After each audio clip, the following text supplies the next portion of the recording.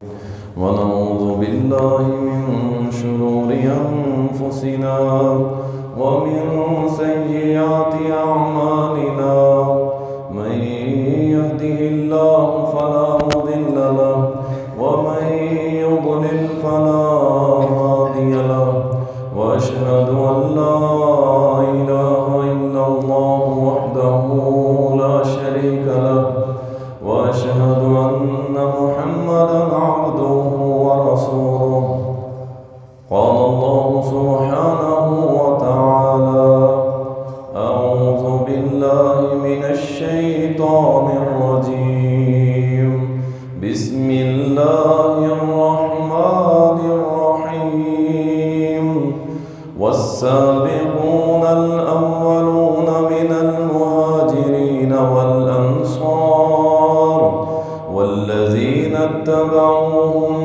بإحسان رضي الله عنهم ورضوا عنه وأعد لهم جنات تجري تحتها الأنهار خالدين فيها أبدا ذلك الفوز العظيم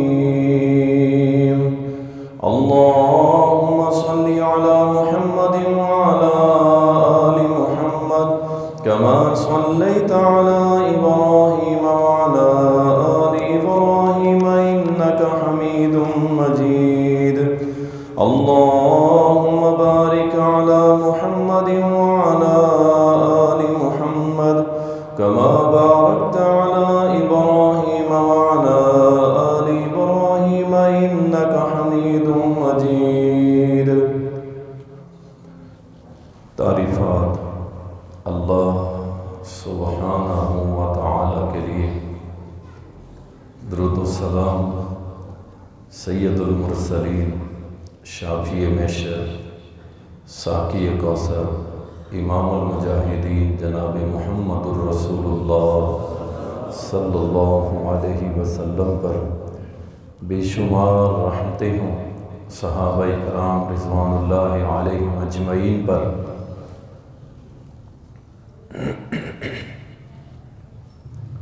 اللہ تعالیٰ قرآن کریم کے اندر فرماتا ہے یریدون لیطفئوا نور اللہ بافواہہم واللہ متم نورہ ولو کرہ الکافرون، کہ وہ کافر چاہتے ہیں کہ وہ اللہ کا نور، اللہ کا دین، اللہ کا بھیجا ہوا پیغام، شریعت، اس کو مٹا دیں۔ ایک چاہت کافروں کی ہے کہ وہ یہ چاہتے ہیں کہ اللہ کے نور کو بجھا دیں، اور ایک چاہت اللہ کی ہے واللہ متم نورہ، اللہ اپنے نور کو مکمل کر کے چھوڑے گا۔ اگرچہ کافروں کو یہ ناپسند ہے، وہ ناپسند بھی کرتے رہے، اپنا پورا زور لگاتے رہے، اللہ مالک الملک اپنے نور کو مکمل کر کے چھوڑے گا۔ اور اس کی تائید میں بڑی حدیث بھی موجود ہے کہ نبی صلی اللہ علیہ وسلم نے فرمایا کہ اللہ کا نور، اسلام، دین ہر گھر میں پہنچے گا، ہر گھر پہ پہنچے گا۔ اور اس کی مثال دی، فرمایا جہاں سورج کی روشنی پہنچتی ہے، جہاں تک سورج کی روشنی پہنچتی ہے وہاں تک اسلام پہنچے گا۔ فرمایا کہ تم اسے خوشی سے قبول کر لو یا طاقت سے قبول کر لو، تمہیں قبول کرنا پڑے گا۔ یہ اسلام کا مزاج ہے۔ اسلام دیکھیں نا، ایک کافر کو سب سے پہلے لڑنے کا حکم نہیں ہے، پہلا حکم ہے اسے دعوت دو، بتاؤ دین حق کی دعوت دو، قبول کر لے، ٹھیک نہیں؟ پھر سیکنڈ آپشن کہ تم کچھ جزیہ، کوئی ٹیکس ہمیں دو، اس کے بعد اپنا زندہ رہنا چاہیں تو رہ سکتے، کوئی ایشو نہیں۔ لیکن اگر یہ دونوں باتیں قبول نہیں ہیں تو پھر اسلام کا مزاج یہ ہے کہ یہ میدان، یہ گھوڑا آؤ پھر لڑ کے فیصلہ کریں۔ اسلام بزدلوں کا نام نہیں، اسلام بزدلی کا نام نہیں۔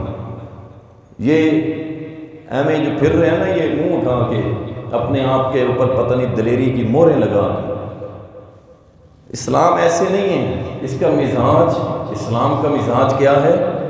واللہ متم نورہ۔ اسلام نے، اللہ نے کہہ دیا کہ اللہ نے اس اسلام کو غالب کر کے رکھنا ہے، بس۔ الحمدللہ آج جو ہمارا موضوع ہے وہ اسی سے ریلیٹڈ ہے، بلاد شام اور امیر شام۔ بلاد شام کے متعلق آپ احادیث آپ کے سامنے رکھوں گا۔ اس سے پہلے تھوڑا سا اس کا پس منظر کہ بلاد شام، ملک شام، جسے سوریہ کے نام سے بھی دنیا جانتی ہے، ایک طویل جنگ کے بعد جو ہمارے سامنے، ہم ظاہر کے مکلف ہیں، کچھ چیزیں پچھلے 24 سال سے پینڈنگ تھی، چھپائی گئی تھی، سوشل میڈیا سے اڑا دی گئی، میڈیا سے اسے ہٹا دیا گیا۔ جیسا کہ ہم نے وہ ویڈیوز دیکھی، ہم نے وہ ویڈیوز یہاں پاکستان کے اندر چینلز کے اوپر، مختلف یوٹیوب، سوشل میڈیا کے پلیٹ فارم کے اوپر دیکھی، لیکن ایک دم سے اسے ہٹا دیا گیا کہ بشار الاسد اور اس کا باپ جو تھا اسد، نام ان کے اسد والے تھے، کام ان کا گیدڑوں والا تھا۔ یہ وہ گیدڑ تھے، بھیڑیا پھر غیرت مند جانور، یہ گیدڑ اور لوبڑ تھے، اور یہ وہ گدیں تھی جو لاشیں نوچتی۔ اور ایک طویل جنگ 54 سال مسلمانوں نے وہاں پہ لڑی، اور 54 سال کے بعد یہ باتیں اب سامنے آ رہی ہیں۔ لوگوں کو بہت ساری ویڈیوز اب دیکھنے کو ملیں گی کہ جب ایک بچے کو کہا جا رہا ہے قربان جاؤں اہل شام کے ایمان پہ، اور کیسے نہ جاؤں، جس کے لیے دعا ہو محمد رسول اللہ کی، اس پہ قربان کیسے نہ جاؤں؟ کہ ان کا چھوٹا سا بچہ، اسے کہا جا رہا ہے قل یا علی، یا علی مدد، کہہ اے علی مدد کر۔ اور اللہ کی عزت کی قسم، وہ چھوٹا سا بچہ، اس نے اس 25 کروڑ عوام کے اندر رہنے والے وہ لوگ جو اللہ کے ساتھ شرک کرتے ہیں، ایک زوردار چانٹا مارتے ہوئے اور اپنے آنسو بے بسی کے بہاتے ہوئے، کوئی بھی نہیں ہے اس کے ساتھ، اس کا کوئی چاچا، کوئی ماما، کوئی بڑا، کوئی بھی نہیں، اکیلا کھڑا ہوا ہے، اور اس سے وہ راضی کہہ رہا ہے قل یا علی۔ وہ آگے سے پتہ کیا کہتے ہیں؟ وہ بھی کہہ سکتا تھا جان بچانا دیکھیں جی بہتر ہے، فلاں دیکھیں جی چونکہ چنانچہ ریاست کا مسئلہ ہے، میرے گھر کا مسئلہ ہے، فلاں۔ اس سے پتہ کیا کہا؟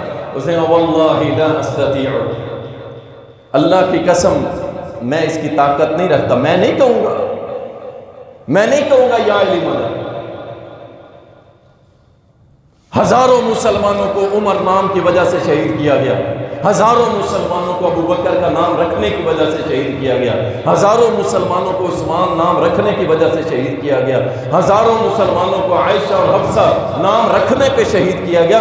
جسٹ آئی ڈی کارڈ دیتے تھے اور قتل کر دیتے تھے، بس دوسری بات ہی کوئی نہیں۔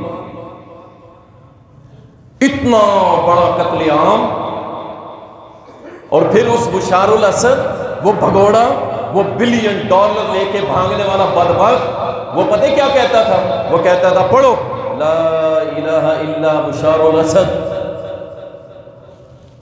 یہ وہ ظالم تھا جو اپنا کلمہ پڑھواتا تھا، اپنی تصویر رکھ کے، ہم نے سب دیکھا ہے، اپنی تصویر رکھ کے سجدے کرواتا تھا، اور جو نہیں سجدہ کرتا تھا زندہ دفن کرتا تھا، اور اس کے گوشت اور ہڈیوں کو الگ کر دیتا تھا۔ اس کے ظلم کی داستان ناقابل بیان ہے۔ وہ آپ دیکھ رہے ہیں سوشل میڈیا پہ، کتنے سالوں بعد اندھیری کوٹھڑیوں میں سے نکل رہے ہیں، کئی پاگل ہو گئے ہیں، کئی نیم پاگل ہیں، کئی بدائیاں چلی گئی ہیں، کئی لوگ ایسے ہیں جن کو تنہائی میں رکھا گیا، ان کی زبان گونگی ہو گئی، بول نہیں سکتے، وہ ان کے جسم مفلوج ہو گئے، دھوپ نہ لگنے کی وجہ سے ہڈیاں ان کی ٹکڑے ٹکڑے ہو چکی ہیں۔ اس قدر ظلم کی انتہا، لیکن واللہ متم نورہ ولو کرہ الکافرون، ہر رات کے بعد ایک سورج طلوع ہوتا ہے، ہر اندھیری رات کے بعد ایک روشنی طلوع ہوتی ہے، ہر کفر کے بعد ایک اسلام کی روشنی بلند ہوتی ہے۔ اور پھر ویسے ہی ہوا، اللہ تعالیٰ نے اہل ایمان کو طاقت دی، اہل ایمان کو قوت دی، اور انہوں نے پھر وہ کر دکھایا کہ جو کچھ لوگ کہہ رہے ہیں یہ چند دنوں میں کیسے سامنے آ گئے، چند دنوں کی بات نہیں ہے بھائی، 25 سال سے تو ہم دیکھ رہے ہیں ان کو۔ چونکہ آپ میڈیا کی عبادت کرنے والے لوگ ہیں، میں سخت لفظ استعمال کر رہا ہوں، جیسے میڈیا کہے آپ کہتے ہیں ٹھیک ہے، وہ انتہائی گھٹیا انسان کو اٹھا کے ہیرو بنا دے، راتوں رات اس کے ملینز فالورز کھڑے ہو جاتے ہیں، اور انتہائی گھٹیا، اس کے اندر کوئی کوالٹی نہیں ہوگی۔ اس سے کیا کیا جی؟ اس نے جناب ہولیا ایک بنایا میراسیوں جیسا، اور کھڑے ہو کے ایک بھونڈی سی آواز کے اندر ایک ویڈیو بنا کے چڑھا دیے، سوشل میڈیا سارے لگ گئے اور اسے بنا دیا، اور ساری قوم اس کو لائک کر رہی ہے، فالو کر رہی ہے۔ انتہائی گھٹیا لوگوں کے یہ ملین فالوور جو ہے کون بنا رہی ہے؟ کون ان کو لائک کر رہا ہے؟ کون ان کی ویڈیوز کو شیئر کر رہا ہے؟ کون ان کو سوشل میڈیا پہ پروموٹ کر رہا ہے؟ ہم ہی ہیں نا، اور تو کوئی نہیں۔ اور 25 سال ان لوگوں کی پوری محنت کو چھپایا گیا، پوری محنت کو چھپایا گیا۔ آخرکار اللہ مالک الملک نے شام کا علاقہ، شام کی ریاست ان لوگوں کو دی، جنہوں نے قربانیاں دی۔ بچے ان کے بھی تھے، اولادیں ان کی بھی تھی، کاروبار ان کے بھی تھے، سب کچھ۔ کبھی اپنے آپ کو رکھ کے سوچئے، 25 سال اگر آپ کو یہ مشقت برداشت کرنی پڑے، 25 سال کم از کم کہہ رہا ہوں، ورنہ 54 سال بھی لوگ قید میں پڑے رہے ہیں۔ صبح ایک ماں رو کے اپنی ویڈیو ریکارڈ کروا رہی تھی کہ میری 2 بیٹیاں، میرا ایک داماد اور میرا بیٹا پچھلے 15 سال سے لاپتہ ہے۔ میں جیلوں کے سامنے جا رہی ہوں جہاں سے بھی مسلمانوں کو رہائی مل رہی ہے، قبروں میں رکھا ہوا تھا، اندازہ کر لیں، قبر کے اندر زندہ انسانوں کو، اور یہ کہتے ہیں، اور تاریخ نے دکھا دیا، یہ کہتے ہیں مسجد نبوی میں گھوڑے باندھے گئے، کہتے ہیں نا۔ اور جاؤ حلب کی مسجدیں دیکھو، بنو امیہ کی مسجدیں دیکھو، وہ دمشق کی مسجدیں دیکھو، وہ شام کی مساجد دیکھو، ایک ایک کی ویڈیو آ رہی ہے جس کے اندر گھوڑے باندھے ہوئے تھے، گدھے باندھے ہوئے تھے، جانور باندھے ہوئے تھے، کتے رہائش پذیر تھے۔ وہ مسجدیں سامنے آ رہی ہیں، کہیں 15 سال بعد اذان ہو رہی ہے، کہیں 25 سال بعد اذان ہو رہی ہے۔ یہ مسجدوں کے دشمن اللہ کی عزت کی قسم کسی دور میں بھی اہل السنہ نہیں رہے۔ ہمیشہ ان روافض نے ہمیشہ مسلمانوں کی مسجدوں کو برباد کیا، توڑا، اور ان کو ٹکڑے ٹکڑے کیا، اور ویران کر کے ان کا جانوروں کا سبل بنا دیا۔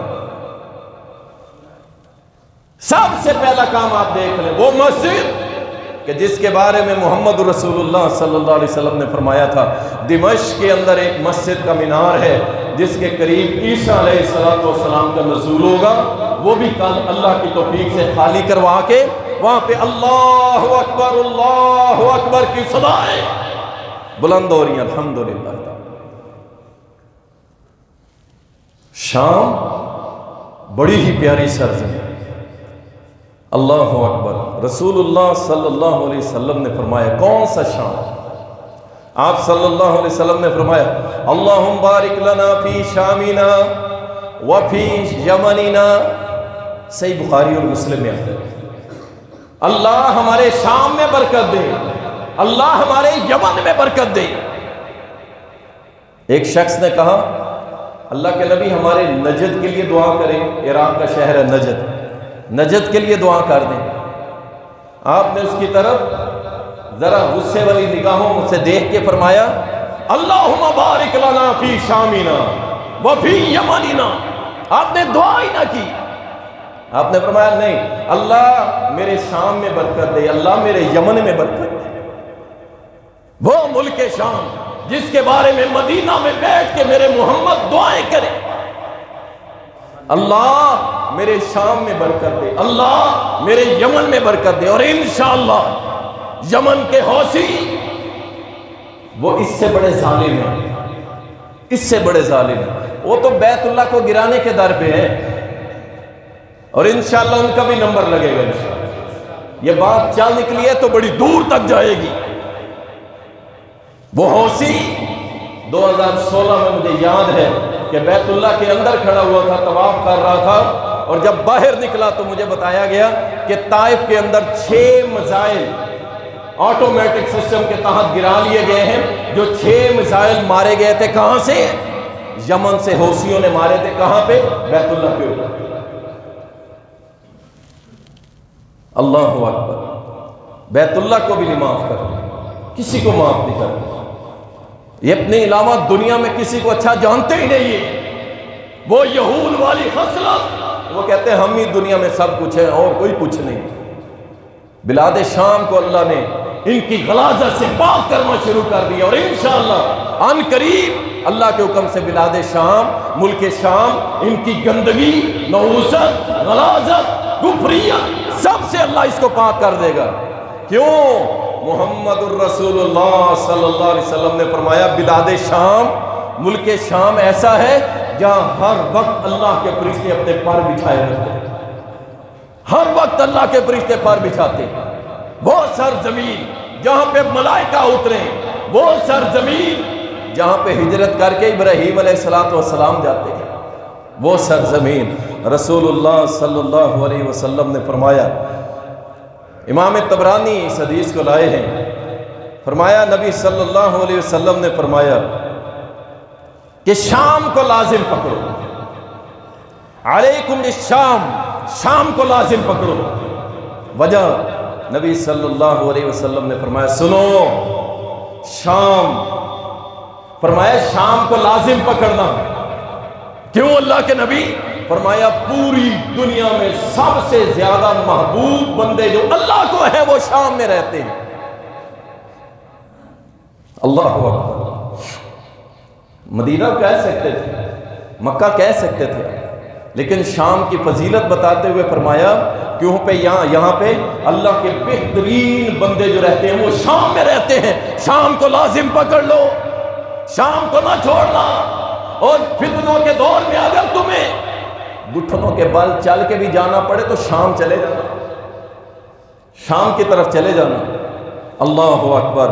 رسول کریم صلی اللہ علیہ وسلم نے فرمایا، سنن ابو داؤد اور مسند احمد کے اندر حدیث آتی ہے، فرمایا ایک ہجرت کے بعد ایک اور ہجرت ہوگی، اور وہ بہترین ہجرت ہوگی، بہترین ہجرت ہوگی۔ ایک ہجرت نبی صلی اللہ علیہ وسلم نے کی، آپ سے پہلے ابراہیم علیہ السلام نے کی تھی۔ آپ نے فرمایا ایک ہجرت ہو چکی اور ایک اور ہجرت ہوگی، اور وہ بہترین ہجرت ہوگی۔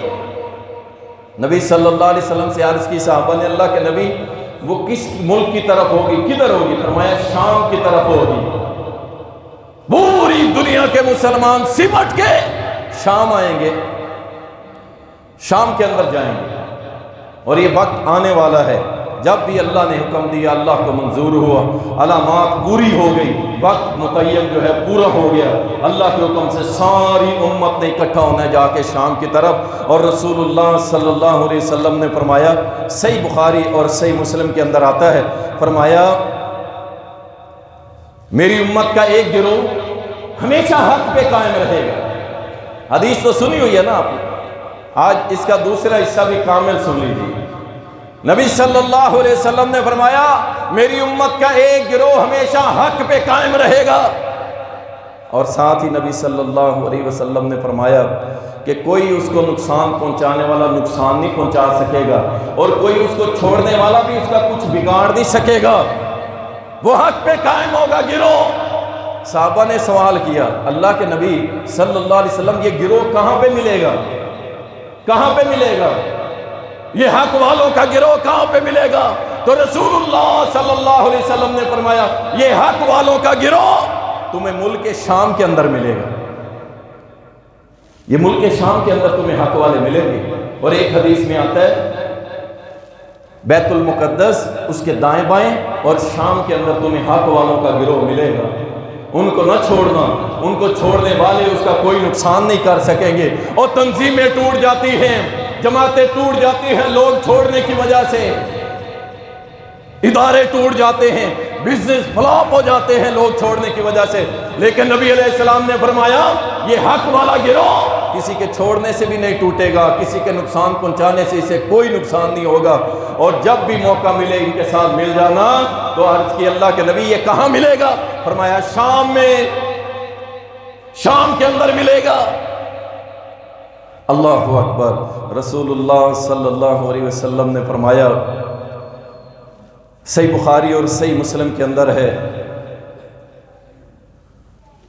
فرمایا کہ جب اہل شام خراب ہو جائیں گے نا تو تمہارے اندر کوئی خیر باقی نہیں بچے گی۔ کیا مطلب؟ جب اہل شام کے اندر حالات خراب ہوں گے تو پوری دنیا کے اندر خیر باقی نہیں رہے گی، اور وہ سرزمین جو فرشتوں کے پر بچھائے، جہاں پہ نبی آئے، جہاں رسول اللہ دعائیں کریں، فرمایا جب وہاں پہ خیر نہیں رہے گی تو یاد رکھو پوری دنیا کے اندر خیر نہیں رہے گی، اور ایک گروہ ہمیشہ غالب رہے گا، اور وہ گروہ شام کے اندر ہوگا جسے اللہ تعالیٰ پوری دنیا پہ غالب کرے گا انشاءاللہ تعالیٰ۔ یریدون لیطفئوا نور اللہ بافواہہم واللہ متم نورہ ولو کرہ الکافرون۔ اللہ اپنا نور پورا کر کے رہے گا، غالب کر کے رہے گا۔ هو الذی ارسل رسولہ بالہدی ودین الحق لیظہرہ علی الدین کلہ۔ اور تم ریڑیاں لگاتے رہو، دکانیں چلاتے رہو، اپنے اپنے کام میں لگے رہو، پاکستانیوں تمہیں کوئی مسئلہ نہیں ہے، تم ویسے ہی بخشے بخشائی قوم ہو، تمہیں کوئی مسئلہ نہیں ہے، تمہیں اپنا کاروبار مال دولت سب عزیز ہے، تمہاری فکر سوچ ادھر جاتی کوئی نہیں ہے، تم نے سوچنا ہی کوئی نہیں ہے۔ کبھی بیٹھ کے سوچے؟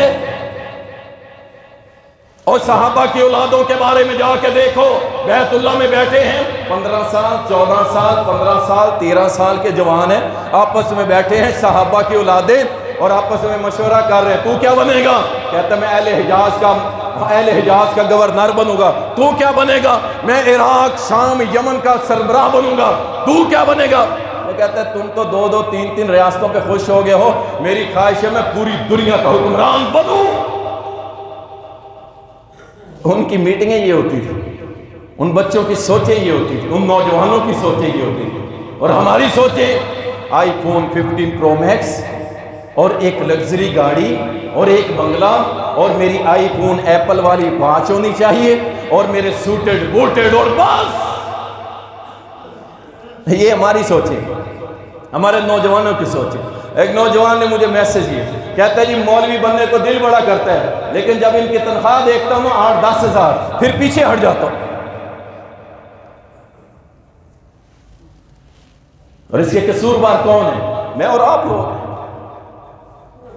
اور ان اداروں نے، ان گورنمنٹس نے ان علماء کو، ان مولویوں کو اتنا ڈی ویلیو کیا، اتنا ڈی ویلیو کیا، کوئی ادھر آنے کو تیار نہیں۔ میں نے کہا میرا پتر تو 8-10 ہزار والا مولوی کیوں بنتا ہے؟ تو مولوی بن 2-4 لاکھ والا بن، تو مولوی وہ بن جیسے ڈاکٹر ذاکر نائک ہے، اللہ کی نشانیوں میں سے نشانی، جس نے پورے عالم کفر کو للکار کے کہا او عیسائیوں، او یہودیوں، او مشرکوں، آؤ مجھ سے مناظرہ کر لو، ہم حق پہ ہیں، اسلام والے تم باطل پہ ہو، آؤ کرو، بنو نا ایسا مولوی بنو۔ تم کیوں بنتے ہو 8-10 ہزار والا؟ کیوں بنتے ہو؟ تم بنو 2-4 لاکھ والا، 5 لاکھ والا، 50 لاکھ والا۔ دنیا کے امیر ترین لوگوں میں شامل ہوتا ہے ڈاکٹر ذاکر نائک، اللہ نے دیے۔ اللہ کے بندو اپنے بچوں کی سوچوں کو درست کرو۔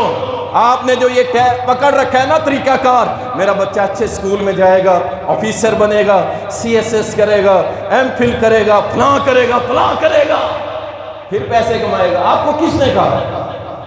کس نے کہا؟ دین پڑھاؤ، دین۔ جب ہمارے نوجوانوں کی سوچ یہ ڈیولپ ہو چکی ہے کہ جناب 8-10 ہزار مولوی صاحب کو ملتے ہیں، ہم دین پڑھیں، اور دین پیسوں کے لیے پڑھتے ہو؟ پیسوں کے لیے نہیں پڑھا جاتا، دین پڑھا جاتا ہے اس مشن کے لیے، هو الذی ارسل رسولہ بالہدی ودین الحق لیظہرہ علی الدین کلہ۔ اللہ بھوکا نہیں مرنے دے گا انشاءاللہ۔ الحمدللہ کھاتے بھی ہیں، پیتے بھی ہیں، بچے بھی سب سے زیادہ مولویوں کے ہیں، گھر بھی اپنے نہیں ہوتے، گزارے کر کرا کے اللہ کی توفیق سے اللہ ان کی نسلوں کو آگے چلاتا ہے، اللہ تعالیٰ ان سے کام لیتا ہے کہ پیسے دولت کے لیے نہیں پڑھا جاتا، پڑھا جاتا ہے کس لیے؟ اللہ کے دین کو غالب کرنے کے لیے، چاہے کچھ ملے یا نہ ملے، بہار ہو کے خزاں لا الہ الا اللہ، اور یہ مشن ہونا چاہیے۔ اللہ اکبر۔ ہمارے نوجوانوں کے مشن کیسے ہیں؟ اللہ تعالیٰ ہمارے خصوصاً نوجوانوں کو ہدایت عطا کرے، اور مبارکباد کے مستحق ہیں وہ لوگ، اللہ کی قسم، جو اپنے پورے خاندان میں سے، اپنے گھر میں سے، چلو زیادہ نہیں، ایک بچہ سلیکٹ کرتے ہیں کہ میں نے اس کو دین پہ لگانا ہے، عالم بنانا ہے۔ آج صبح ایک دوست کی کال آئی مجھے آؤٹ آف سٹی سے، کہا بچہ ہم نے آپ کو دے دیا ہے اور ہم آپ کے سامنے گواہ بناتے ہیں اللہ کو، ہم واپس نہیں لیں گے، یہ 10 سال کے لیے آپ کو دیا، آپ اس کو عالم بنائیں، مفتی بنائیں، آپ اس کو دین کا ایک مضبوط عالم بنا کے ہمیں دیں۔ ہم نے 10 سال کے لیے اپنی قربانی دے دی ہے، ماں باپ نے اپنی محبت کی قربانی، اپنی شفقت کی قربانی، وہ گرم بستروں کی قربانی، وہ بہترین کھانوں کی قربانی ہم نے آپ کو دی ہے، بچہ اس کو پڑھائیں اور دین کا عالم بنائیں، اور جو مشن محمد الرسول اللہ کا اسی مشن پہ لگا دیں۔ لیکن یہ بچہ 8-10 سال پیسے نہیں لگائے گا نا، یہ ہفتہ نہیں لے کے آئے گا، یہ منتھلی نہیں لے کے آئے گا، اسے کچھ سیلری تو ملنے والی نہیں، اسے کچھ نہیں ملے گا، یہ تو الٹا خرچہ کروائے گا۔ لیکن یہ خرچہ جب میدان محشر میں یہ خرچہ تمہیں نیک اعمال اور اس کے بدلے کی شکل میں ملے گا نا، پھر تم کہو گے کاش میں نے اپنی ساری اولاد ہی ادھر لگا دیتا اللہ کے دین کی طرف، اور اپنا سارا مال ان بچوں پہ لگا دیتا اور ان کو دین کی طرف لگائے رکھتا، کاش میں دنیا میں اپنی کوئی بیٹی اور بیٹا اللہ کے دین سے دور نہ کرتا۔ ملک شام رسول اللہ صلی اللہ علیہ وسلم نے فرمایا، طبرانی کے اندر حدیث آتی ہے، حسن درجے کی حدیث ہے، فرمایا نبی صلی اللہ علیہ وسلم نے جب فتنے واقع ہوں گے، فتنے واقع ہوں گے اور ہوں گے، ابھی تو کچھ بھی نہیں، ابھی تو چھوٹے چھوٹے فتنے ہیں، اس سے پریشان ہو جاتے ہو، بڑے بڑے فتنے آ کے گزر گئے ہیں جن کو ہم بڑا سمجھتے ہیں، لیکن وہ بھی کچھ نہیں ہے، ابھی بڑے فتنے آنے ہیں۔ کیسے فتنے؟ فرمایا صبح مسلمان ہوگا، شام کو کافر ہو جائے گا، شام کو کافر ہوگا، شام کو مسلمان ہوگا، صبح کافر ہو جائے گا، اتنے بڑے فتنے۔ یہ مرزا جونیئر تو چھوٹا سا فتنہ ہے، اس کو فتنہ نہ سمجھے، اس سے بڑے بڑے خارجی آئے ہیں، مرجی آئے ہیں، مشبہ آئے ہیں، قدری آئے ہیں، جبری آئے ہیں، بڑے بڑے فتنے۔ یہ چھوٹا سا فتنہ صحابہ کی نفرت مسلمانوں کے دلوں میں کھڑی کرنا چاہتا ہے، ایسے نہیں ہوگا۔ تو نے بنو امیہ کا نام لے لے کے تو نے بڑے بڑے صحابہ کو ڈی ویلیو کیا۔ اللہ نے بنو امیہ کی سلطنت، ریاست شام، اور وہاں پہ جامع مسجد بنو امیہ الاموی، بنو امیہ اتنی بڑی بڑی ریاستیں اور مسجدیں اللہ نے ان کو زندہ کر دیا۔ اب مرزا تو بھاگ، تیرے پیچھے بنو امیہ آ گئے۔ تو کہتا تھا ہم اس دور میں زندہ ہوتے تلوار سونت لیتے امیر معاویہ پہ، ہیں پھر بنو امیہ آ گئے، ہے ہمت تو جا کے ان کے اوپر تلوار سونت کے دیکھ۔ لیکن تو کیا سنتا ہے گا؟ تیری تو ماں ہی تو اس سے ناراض ہے، وہ بھی تجھے منہ لگا کے راضی نہیں ہے، وہ کہتی ہے میں اس دن پہ پچھتاتی ہوں جس دن یہ پیدا ہوئے۔ کون سا علم، کون سا دین؟ میرے محمد نے تو ایسی کوئی دعوت نہیں دی صلی اللہ علیہ وسلم کہ تم دین حق پہ چل کے ماں باپ کو کیا کرو؟ نفرت کرو، ماں باپ کو دھکے دو، ماں باپ کو تذلیل کرو۔ میرے نبی نے ایسی، اللہ کی عزت کی قسم ہے، ایسا کوئی دین نہیں سکھایا۔ جو مرضی ہو، ماں ماں ہے، باپ باپ ہے۔ اللہ اکبر۔ نبی صلی اللہ علیہ وسلم نے فرمایا فتنے واقع ہوں گے، فتنے۔ اللہ کے نبی ان فتنوں میں ہم کیا کریں؟ فرمایا شام چلے جانا، شام چلے جانا، فتنوں سے محفوظ رہو گے۔ اللہ اکبر۔ رسول اللہ صلی اللہ علیہ وسلم نے فرمایا، مسند احمد کے اندر حدیث آتی ہے، نبی صلی اللہ علیہ وسلم نے فرمایا بے شک اللہ نے العریش سے لے کے فرات تک اللہ نے برکت ہی برکت رکھ دی. اس کے درمیان شام بھی آتا ہے اور بھی بہت سارے حصے آتے ہیں, فلسطین کے بھی حصے آتے ہیں. فرمایا اللہ نے اس درمیانی ایریے کے اندر اللہ نے برکت ہی برکت رکھ دی, ہر طرف برکتیں برکتیں. شام اتنے پیارے لوگ ہیں, اتنے پیارے لوگ ہیں, سنت کے مطابق زندگی گزارنے والے انتہائی. سعودیہ میں میری بڑی ملاقاتیں ہوئی, بہت سارے لوگ جو ہجرت کر کے آئے ہوئے تھے, کوئی ورک شاپ میں لگا, کوئی مزدوریاں کر رہے, اور مجھے شوق ہوتا تھا شام والوں سے ملنے کا, اور پھر جا کے ان کو یہ حدیثیں سناتے, وہ بڑے خوش ہوتے تھے, کہتے تھے ہم تو گنہگار ہیں, یہ بڑی ان لوگوں کے لیے ہیں جو اللہ کے ولی ہیں, اللہ کے نیک لوگ ہیں, ہم تو گنہگار. اتنے پیارے لوگ سعودی سرزمین نے ان کے لیے دروازے کھولے تھے, اس میں کوئی شک نہیں. انہوں نے دروازے کھول دیے تھے, کوئی ویزا پاسپورٹ نہیں ہے, بس آؤ اپنا آئی ڈی کارڈ دکھاؤ اور سعودیہ میں جہاں چاہے کام کرتے چلے جاؤ. انہوں نے ان کے ساتھ پورا جتنا ہو سکا سپورٹ کی تھی. اور اہل شام اتنے پیارے لوگ ہیں.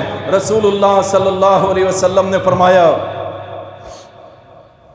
بڑی پیاری حدیث مسند احمد کے اندر آتی, نبی صلی اللہ علیہ وسلم نے فرمایا, ان اللہ قد تکفل علی بالشام و اہلہ, اللہ تعالیٰ نے اہل شام اور شام کی کفالت اپنے ذمہ لے لی. سمجھ آئی؟ اللہ تعالیٰ نے شام اور شام کے رہنے والوں لوگوں کی کفالت اپنے ذمہ لے لیے. اللہ ان کا حامی و ناصر ہے, اللہ ان کا ذمہ دار ہے.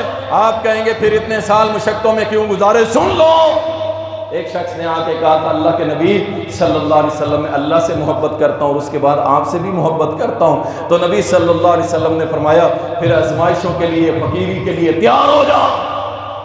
اور جو اللہ کے پیارے ہوتے ہیں پھر اللہ ان کو آزماتا بھی ہے, ٹیسٹ بھی لیتا ہے, کتنے پکے ہیں, کتنے تکڑے ہیں. اللہ کا شکر ہے اہل شام نے ثابت کر دیا کہ چاہے 54 سال اسد, بشار اسد, جو مرضی آتے رہے, یہ گیدڑ, یہ گدیں, یہ غلاظت پہ بیٹھنے والے کوے, جو مرضی کر لے. آج بھی ہم کھڑے ہیں, لا الہ الا اللہ محمد الرسول اللہ کا پرچم اٹھا کے کھڑے ہیں, اور وہ کھڑے رہیں گے.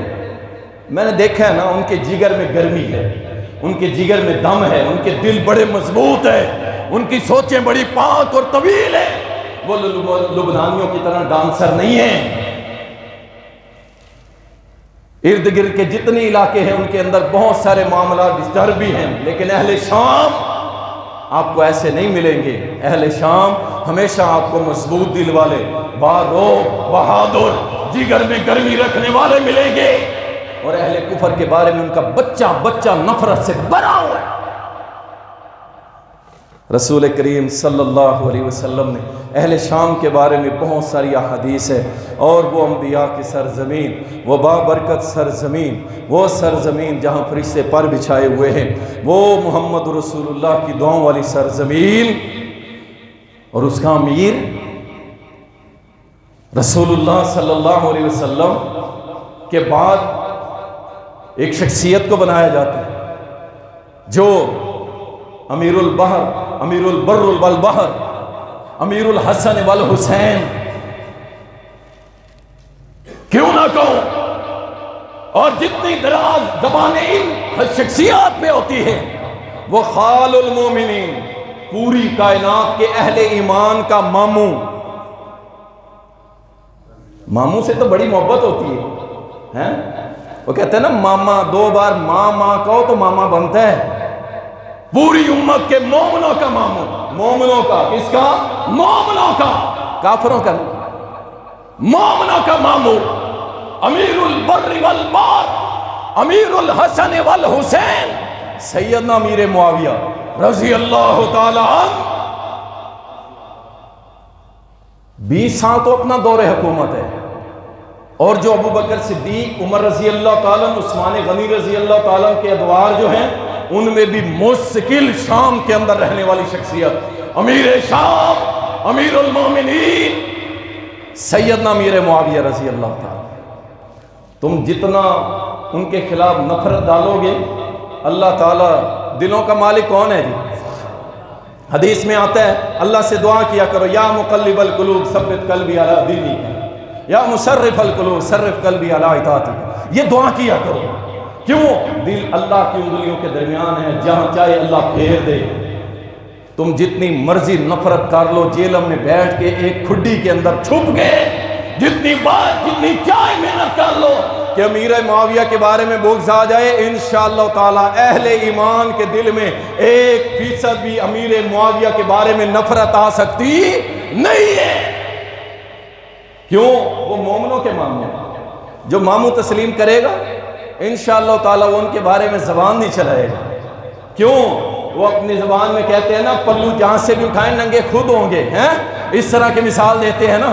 تو ہم کبھی ایسا کام نہیں کریں گے کہ اپنی بدنامی کروائے، جھوٹ پہ مبنی قصوں کے پیچھے چلیں، جھوٹے قصے گھڑ کے جی امیر معاویہ نے یوں کیا، امیر معاویہ نے یوں کیا، امیر معاویہ نے ایسے کر دیا، اس نے گالیاں دے دی، حضرت علی کو گالیاں دے دی۔ او جاؤ، کوئی میرے باپ کو گالی دے، میں اسے کیا ہاتھ ملا کے ممبر پہ بٹھا دوں گا؟ میں کہوں گا آپ میرے باپ کو گالیاں دینے والے میرے ممبر پہ بیٹھ، اور تم نے بات امیر معاویہ پہ نہیں کی، تم نے حسن اور حسین پہ بات کی رضی اللہ عنہما۔ ساری تیری سٹوری سننے کے بعد 100 گز رسا اور اس کے سرے کے اوپر گنڈ، ساری کہانیاں تیری سننے کے بعد ہمارا صرف ایک سوال ہے۔ تو کہتا ہے کہ نعوذ باللہ امیر معاویہ باغی تھا، امیر معاویہ جو تھا وہ سرکش تھا، امیر معاویہ جو تھا وہ سلطنت کا رسیہ تھا، وہ فلاں تھا فلاں تھا۔ ہم کہتے ہیں تیرے بقول جتنی خامیاں تو بیان کرتا ہے، اتنی خامیوں سے بھرے ہوئے شخص کو حضرت حسن حضرت حسین رضی اللہ عنہما انہوں نے ہاتھ سے پکڑ کے اپنے ممبر پہ بٹھا کے کیا کہا تھا؟ آج سے پوری دنیا کا امیر المومنین امیر معاویہ ہے۔ کیوں کہا؟ کیوں کہا؟ کوئی جواب نہیں ہے، کوئی جواب نہیں ہے۔ اور یہ جو ان کے پھر رہے ہیں نا یہ پوچھیں، یہ چھوٹی چھوٹی واٹس ایپ کے اوپر اس کے جو پلمبر کے چاہنے والے پھر رہے ہیں، دو جواب۔ کس لیے؟ کوئی اس طرح کرتے کہ ایک ظالم شخص کو بٹھا دے، ایک باغی شخص کو امیر المومنین بنا دے، اپنے باپ کے قاتل کو امیر المومنین بنا دے؟ کوئی نہیں۔ اور وہ تو شیر کا بیٹا شیر ہی ہوتا ہے، وہ حسن حسین محمد رسول اللہ صلی اللہ علیہ وسلم کے اس فرمانے والی شان کو اپنے دل میں سمائے ہوئے تھے کہ یہ میرا بیٹا حسن سردار ہے، سردار ہے، اور یہ دو مسلمانوں کے عظیم گروہوں کی آپس میں صلح کروائے گا، اور میرے حسن نے وہ کر کے دکھایا۔ اس لیے تو تم یا حسن کہہ کے کبھی سینہ لال نہیں کرو گے، ہمیشہ حسین حسین کرتے ہو۔ حسن بھی ساتھ تھا، حسین بھی ساتھ تھا، اور 20 سال حکومت کی شام پہ کسی چوہے نے چوں نہیں کی، کسی سانپ کے بچے نے تھوڑا سا بھی ڈنگ نہیں مار سکا۔ 20 سال اللہ کے اس شہر نے حکومت کی، لا الہ الا اللہ بحر و بر میں پھیلا دیا، اور پہاڑوں سمندروں دریاؤں جنگلوں تک لا الہ الا اللہ کا پرچم لہرایا امیر معاویہ نے رضی اللہ تعالیٰ۔ اس وقت تو ان کالے پیلے نیلے 5 تن اور 5 لعنت اور جناب گھوڑے کے پجاری، تم نے سانس کیوں نہیں نکالا؟ ان 20 سالوں میں کوئی ایک حرکت دکھاؤ۔ اس لیے تو امیر معاویہ رضی اللہ تعالیٰ نے کہا تھا جناب عثمان رضی اللہ تعالیٰ عنہ، میرے عزیزم، میرے رشتہ دار، میرے دوست، آپ امیر صاحب حکم کریں۔ امیر معاویہ صرف ایک دستہ مدینے میں بھیجے گا، اور یہ جتنے بھونکنے والے پھر رہے ہیں ان کی زبانیں گدی سے کھینچ لیں گے، فتنہ دب جائے گا۔ لیکن قربان جاؤں حضرت عثمان کی اس عاجزی پر، آپ نے فرمایا نہیں معاویہ، یہ میرے رسول کا شہر ہے، میں نہیں چاہتا یہاں پہ خون بہایا جائے، میری وجہ سے کوئی خون بہایا جائے۔ اللہ کی عزت کی قسم ہے، اگر اس وقت یہ معاملہ ہو جاتا، میں کہتا ہوں 20 سال کوئی ایک رامزی دکھاؤ جس نے چوں بھی کی ہو، کوئی عراق، شام، لبنان، مصر، 64 لاکھ مربع میل، کوئی ایک سر اٹھایا ہو؟ جرت ہی نہیں تھی، جرت ہی نہیں تھی۔ اس لیے تو بنو امیہ چبھتے ہیں نا، وہ جیلم سے لے کے ایران اور تہران تک چبھتے ہیں، لیکن ہمارے تو دلوں کی ٹھنڈا کے امیر معاویہ، ہماری تو آنکھوں کا سکون ہے امیر معاویہ. ہم تو نام لیتے ہیں، یقین کریں دل اتنا بڑا ہو جاتا ہے، ہمارے جگر میں گرمی آ جاتی ہے، ہم دلیری سے اپنا سینہ چوڑا کرتے ہیں. امیر معاویہ ہمارا امیر المومنین، ہمارا نبی کا صحابی ہیں، امیر شام رضی اللہ تعالیٰ عنہ، جن کے بارے میں رسول اللہ صلی اللہ علیہ وسلم نے فرمایا تھا. کیا فرمایا تھا؟ فرمایا اللہ امیر معاویہ کو ہادی بنا دے، ہدایت والا بنا دے، مہدی بنا دے. اللہ اس کے ذریعے لوگوں کو بھی ہدایت ملے. اللہ اس کو ہادی مہدی بنا دے اور اس کے ذریعے لوگوں کو ہدایت ملے. کیا جواب دو گے اس حدیث کا؟ رسول کریم صلی اللہ علیہ وسلم نے فرمایا، طبرانی کے اندر حدیث آتی ہے، علامہ البانی نے صحیح قرار دیا، اس کو صحیح سند کے ساتھ ہے. کیا جابر بن عبداللہ رضی اللہ تعالیٰ عنہ فرماتے ہیں، فرمایا نبی علیہ السلام نے فرمایا قیامت کے دن سارے رشتے ختم ہو جائیں گے، سسرالی بھی دادکے والے بھی سب بھاگ جائیں گے. ساری دنیا کے مسلمانوں کے نسبی اور سسرالی رشتے ختم ہو جائیں گے، لیکن میں محمد کے نسبی اور سسرالی رشتے برقرار رہیں گے. اللہ اکبر. اس حدیث کی وضاحت کے اندر آپ کو پتہ ہے ام حبیبہ رضی اللہ عنہ ام المومنین ام حبیبہ سیدنا امیر معاویہ کی بہن تھی اور میرے نبی کی بیوی تھی، میرے نبی کی بیوی تھی، مومنہ کی ماں، اہل ایمان کی ماں رملہ بنت ابی سفیان رضی اللہ عنہ ام المومنین. تو اس رشتے سے نبی صلی اللہ علیہ وسلم کے امیر معاویہ برادر نسبتی لگے، جسے ہم اپنی زبان میں سالہ کہتے ہیں. نبی صلی اللہ علیہ وسلم کے سالے برادر نسبتی کون تھے؟ امیر معاویہ. فرمایا سسرالی رشتے میرے برقرار رہیں گے. اور کسی نے امام احمد بن حنبل سے پوچھا، امام القائی رحمہ اللہ لکھتے ہیں کسی نے امام احمد بن حنبل سے پوچھا امیر معاویہ بھی تو نبی علیہ السلام کے سسرالی رشتے دار ہیں؟ فرمایا ہاں بالکل سسرالی رشتے دار ہیں، وہ برادر نسبتی ہیں میرے نبی کے. اور مجھے پتہ نہیں ہے کہ روافظ کو آخر امیر معاویہ سے تکلیف کیا ہے. سسرالی رشتے دار ہے. اور فرمایا یہ تعلق میرے ساتھ قیامت کے دن بھی قائم رہے. وہ امیر معاویہ رضی اللہ تعالیٰ جس کے متعلق صحیح مسلم کے اندر آتا ہے، اور راوی کون ہیں؟ عبداللہ ابن عباس، اہل بیت میں سے عبداللہ ابن عباس. صحیح مسلم کہتے ہیں ابو سفیان رضی اللہ تعالیٰ. یاد رکھو دلوں میں میل نہیں ہونی چاہیے. توبہ کے بعد سب معاف ہو جاتا ہے، توبہ کے بعد گناہ بھی اللہ تعالیٰ نیکیوں میں بدل دیتا ہے.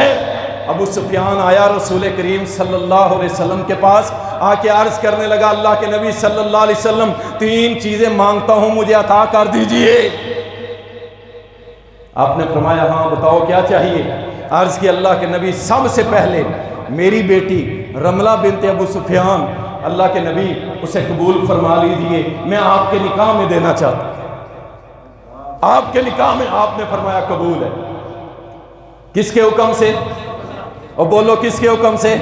وَمَا يَنْطِقُ عَنِ الْهَوَىٰ إِنْ هُوَ إِلَّا وَحْيٌ يُوحَىٰ. فرمایا قبول ہے.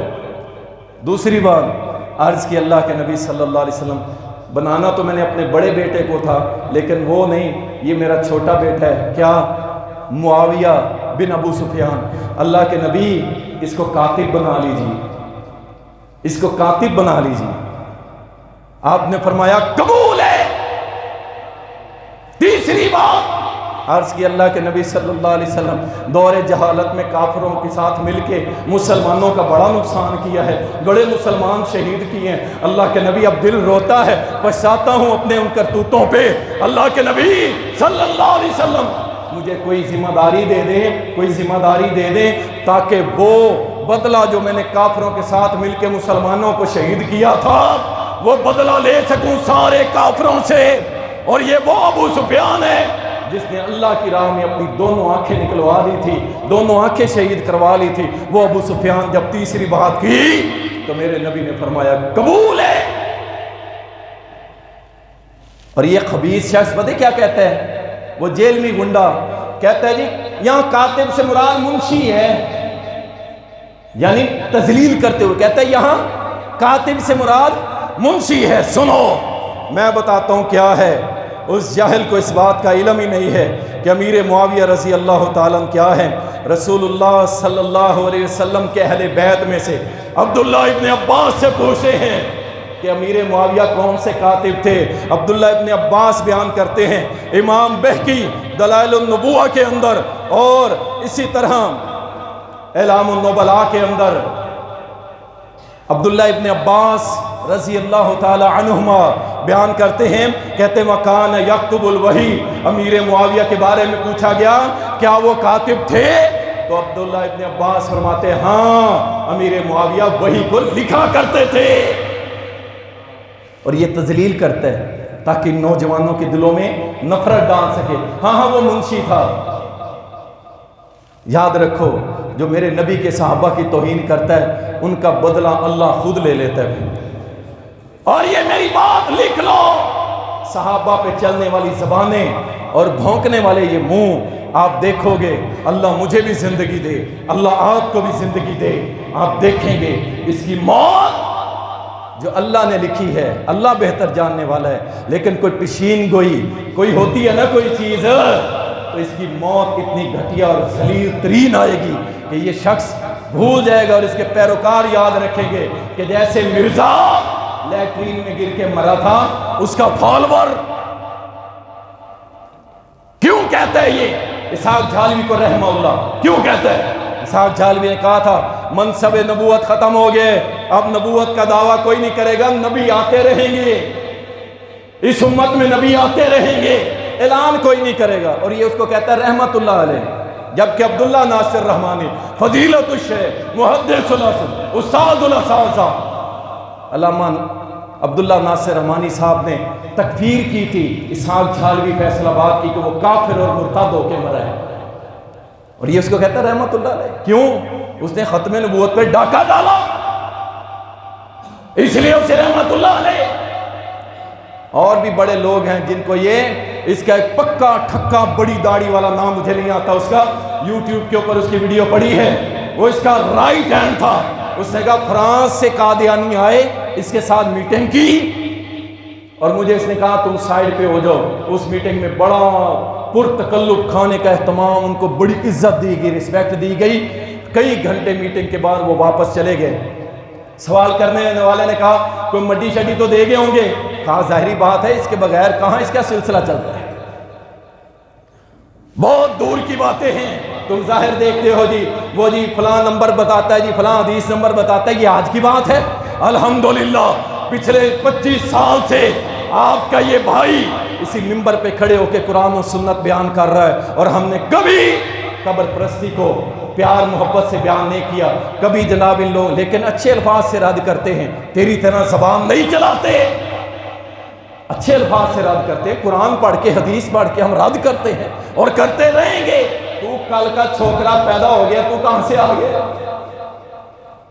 اور میں تو بہت چھوٹا ادنا سا طالب علم ہوں، جاؤ ثناء اللہ مرسری رحمہ اللہ سے پوچھو، محمد جونا گڑی رحمت اللہ علیہ سے پوچھو، اس سے پیچھے چلے جاؤ، اور سارے امام بھی ہمارے اور سارے صحابہ بھی ہمارے، اللہ اکبر۔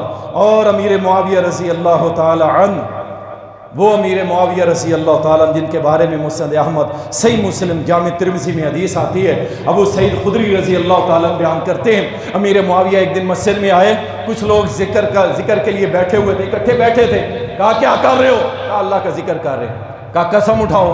انہوں نے کہا اللہ کی قسم، ہم قسم اٹھاتے ہیں۔ امیر معاویہ فرمانے لگے میں نے اس لیے قسم نہیں اٹھوائی کہ مجھے تم پہ کوئی شک ہے، سنو میں اور میرے ساتھ دیگر صحابہ مسجد میں بیٹھے تھے، اللہ کا ذکر اپنا اپنا کر رہے تھے ہم، تو نبی علیہ السلام اسی طرح اوپر سے آئے، انہوں نے آ کے فرمایا کیا کر رہے ہو؟ ہم نے عرض کی اللہ کے رسول صلی اللہ علیہ وسلم ہم اللہ کا ذکر کر رہے ہیں۔ فرمایا اچھا قسم اٹھاؤ؟ ہم نے بھی قسم اٹھائی، اور نبی علیہ السلام نے بھی یہی فرمایا کہ میں نے اس لیے قسم نہیں اٹھوائی کہ مجھے تم پہ کوئی بے اعتباری ہے، میں قسم اس لیے اٹھوا رہا ہوں کہ ابھی جبریل میرے پاس آئے تھے اور اس نے اللہ کا پیغام مجھے دیا کہ اللہ ان مسجد میں بیٹھ کے جو اللہ کا ذکر کر رہے ہیں ان کے اوپر عرش پہ اپنے فرشتوں کے سامنے فخر کر رہا ہے، اور ان میں شامل کون تھا؟ امیر معاویہ رضی اللہ تعالیٰ، اور جس پہ اللہ فخر کرے اس پہ جیل میں گنڈا جو مرضی بولتا رہے، جس پہ اللہ فخر کرے، جس کی ذکر پہ عبادت پہ ہیں، اس کے اوپر زبانیں چلنے والی چلتی رہیں گی، اور اللہ ان زبانوں کو گنگ کرنا جانتا ہے۔ رسول کریم صلی اللہ علیہ وسلم نے فرمایا صحیح بخاری اور صحیح مسلم کے اندر حدیث آتی ہے، فرمایا اللہ اکبر، 12 خلیفوں تک اسلام غالب رہے گا، 12 خلیفوں تک، 12 خلیفوں تک، اور وہ سارے کے سارے قریش میں سے ہوں۔ آپ نے کبھی سیدنا امیر معاویہ رضی اللہ تعالیٰ کا شجرہ نسب پڑھا ہے؟ یہ بنو امیہ پہ زبانیں چلاتے ہیں۔ آپ کو پتا ہے تیسری یا چوتھی پوچھ میں جا کے عبد مناف، نبی علیہ السلام کے پردادا، چوتھے نمبر پہ دادا عبد مناف پہ جا کے نبی علیہ السلام اور امیر معاویہ کا نسب ایک ہو جاتا ہے، یعنی دادا ایک ہو جاتا ہے، چوتھی نسل پہ ایک دادا، آگے شاخ الگ ہو گئی، آگے شاخ الگ ہو گئی، یہ سارے کے سارا چوتھی پشت پہ ایک ہی نسب ہے۔ یہ زبانیں بنو امیہ پہ نہیں چل رہی، یہ انڈائریکٹلی محمد رسول اللہ صلی اللہ علیہ وسلم کے سارے خاندان پہ چل رہی ہیں، سارے خاندان پہ۔ اور نبی علیہ السلام نے فرمایا تھا 12 خلیفے اسلام غالب رہے گا، اور سب کے سب قریش میں سے ہوں گے۔ کوئی کہہ سکتا ہے نہیں جی وہ خلافت نہیں تھی، وہ تو امارت تھی۔ سن لو، امام طبرانی حدیث کو لائے ہیں، اور علامہ البانی رحمہ اللہ نے صحیح سند کے ساتھ پیش کیا ہے، اور راوی کون ہے؟ عبداللہ ابن عباس رضی اللہ تعالیٰ کہتے ہیں نبی صلی اللہ علیہ وسلم نے فرمایا آغاز اسلام کا نبوت سے ہوگا۔ وہ دور کیسا ہوگا؟ فرمایا وہ دور رحمتوں والا ہوگا، اور اس کے بعد فرمایا خلافت آئے گی، خلافت آئے گی، وہ بھی رحمتوں والا دور ہوگا۔ فرمایا خلافت ختم ہو جائے گی 30 سال کے بعد، پھر امارت آئے گی، امارت۔ اللہ اکبر۔ غالباً امام نووی رحمہ اللہ نے کہا تھا کہ امام ابن تیمیہ رحمہ اللہ نے کہا تھا کہ بادشاہوں میں بہترین بادشاہ اس دنیا پہ اگر کوئی گزرا ہے تو وہ امیر معاویہ رضی اللہ تعالیٰ گزرے ہیں۔ امارت سن لو، میرے محمد کا فرمان ہے، فرمایا امارت، پھر امارت آئے گی، وہ بھی اللہ کی رحمت ہوگی، وہ بھی اللہ کی رحمت ہوگی۔ آپ نے نہیں کہا کہ وہ فتنے ہوں گے، وہ شر ہوگی، وہ فلاں ہوگا، وہ فلاں ہوگا۔ یہ بعد میں آنے والے کئی روافظ شیاطین، انہوں نے اپنی اپنی باتیں ایڈ کی ہیں جو صحیح سند کے ساتھ حدیث موجود ہے کہ فرمایا امارت آئے گی، وہ بھی اللہ کی رحمت کا دور ہوگا۔ امیر معاویہ رضی اللہ تعالی عنہ، نبی صلی اللہ علیہ وسلم، مسند احمد، صحیح بخاری، صحیح مسلم، سنن ابو داؤد، سنن نسائی میں حدیث آتی ہے، اور اس کے راوی بھی عبداللہ ابن عباس رضی اللہ تعالیٰ عنہما کہتے ہیں نبی علیہ السلام نے عمرہ مکمل کیا، بال کاٹنے کا ٹائم آیا نا تو سب دیکھ رہے تھے کون کاٹے گا۔ امیر معاویہ رضی اللہ تعالیٰ عنہ آگے بڑھے، اور انہوں نے آ کے پیارے نبی صلی اللہ علیہ وسلم کے بال مبارک کاٹے، بال کاٹے۔ آپ کو پتہ ہے یہ کتنی بڑی فضیلت ہے، کتنی بڑی فضیلت ہے کہ نبی صلی اللہ علیہ وسلم کے بال مبارک کاٹنا۔ یہ بال مبارک سنبھال کے رکھے ہوئے تھے امیر معاویہ، اور کہا جب امیر معاویہ دنیا سے جانے لگے، اب نبی علیہ السلام کے ناخن اور بالوں کو میرے منہ پہ رکھ دینا۔ اتنی محبت رکھنے والا، بال مبارک کاٹے۔ نبی صلی اللہ علیہ وسلم کے بال بھی مبارک ہیں، نبی علیہ السلام کا سر تا پا سارا جسم مبارک ہے، اور صحابیات اسما رضی اللہ تعالیٰ عنہ کے پاس نبی علیہ السلام کا کرتا تھا، صحیح بخاری میں آتا ہے، جس کو بخار ہوتا نہ ہٹتا آپ کا کرتا مبارک بھگو کے پانی پلا دیتے، اس مریض کو شفا ہو جایا کرتی تھی۔ اللہ اکبر۔ میرے نبی کا جسم کا آپ کے جسم کے ساتھ لگنے والا ہر جزء عضو کسی کا بھی لگ جائے مسلمان کا، اس میں جہنم کی آگ حرام ہو جاتی ہے۔ وہ بابرکت، وہ ذات، ان کے بال مبارک کاٹنے والے امیر معاویہ رضی اللہ تعالیٰ عنہ تھے۔ اور فرمایا صحیح ابن خزیمہ، مسند احمد اور ابن حبان کے اندر صحیح حدیث آتی ہے، عرباض بن ساریہ رضی اللہ تعالیٰ عنہ بیان کرتے ہیں، آپ نے دعا کی، یا اللہ، اللہ معاویہ کو کتاب کا عالم بنا دے، اللہ معاویہ کو حساب کا عالم بنا دے، اللہ معاویہ کو عذاب قبر، عذاب جہنم سے بچا لے۔ کس نے دعا کی ہے؟ محمد رسول اللہ صلی اللہ علیہ وسلم، یہ ہے امیر معاویہ، وہ امیر معاویہ جس کے بارے میں زبانیں چلاتے ہیں جو وہ بڑا متکبر تھا، تکبر کرتا تھا۔ اللہ کی عزت کی قسم ہے، جاؤ احادیث کا مطالعہ کر کے دیکھ لو، جب امیر معاویہ تشریف لاتے کوئی کھڑا ہو جاتا، فرماتے کھڑا نہ ہوا کرو میری تعظیم میں نے محمد رسول اللہ سے سنا ہے، آپ نے فرمایا تھا جو یہ پسند کرے کہ میرے لیے لوگ کھڑے ہوں ان کا ٹھکانہ جہنم میں ہوگا، میرے لیے کھڑے نہ ہوا کرے۔ وہ عاجزی اپنانے والا امیر معاویہ، امیر شام، جیسے شام عظیم ویسے امیر معاویہ بھی عظیم، اور انشاءاللہ شام میں جو حالات چل رہے ہیں انشاءاللہ یہ اسلام شام سے انشاءاللہ یہ شام سے جو شمع روشن ہو رہی ہے انشاءاللہ یہ پوری دنیا کو لپیٹ میں لے لیں گی۔ یریدون لیطفئوا نور اللہ بافواہہم واللہ متم نورہ ولو کرہ الکافرون وآخر دعوانا الحمد للہ رب العالمین۔